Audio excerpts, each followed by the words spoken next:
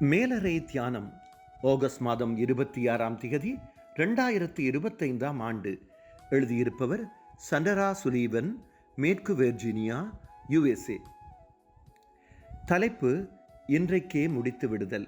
வாசிக்க வேண்டிய வேத பகுதி 118ஆம் சங்கீதம் 19ஆம் வசனம் தொடங்கி 24ஆம் வசனம் வரை. இன்றைய நாளுக்குரிய தியான வசனம் 31ஆம் சங்கீதம் 14ஆம் 15ஆம் வசனங்கள். நானோ கர்த்தாவே, உம்மை நம்பியிருக்கிறேன். நீரே என் தேவன் என்று சொன்னேன். என் காலங்கள் உமது கரத்தில் இருக்கிறது.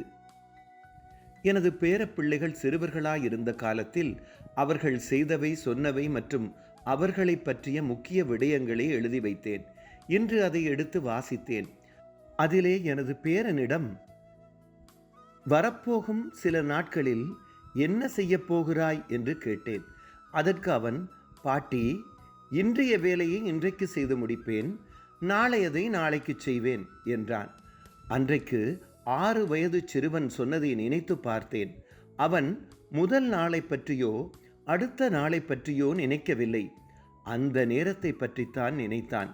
நான் நடுத்தர வயதை கடந்த நிலையிலும் எனது நேரத்தை ஒழுங்கு செய்வதிலும் எதிர்காலம் பற்றி திட்டம் போடுவதிலும் நேரத்தை செலவிட்டாலும் நிகழ்காலத்தின் மதிப்பையும் முக்கியத்துவத்தையும் உணர வேண்டும் என்பதை எனது பேரனின் விடை எனக்கு ஞாபகப்படுத்தும். இது கர்த்தர் உண்டு பண்ணின நாள், இதிலே களிகூர்ந்து மகிழக் கடவோம் என்று வேத வசனம் சொல்வதை வாசித்திருப்பீர்கள். சில நேரங்களில் நாம் நீண்டகால திட்டங்கள் போடுவதால் இந்த நாளின் ஆசீர்வாதங்களை தவறவிட்டு கவலைப்படுவோம்.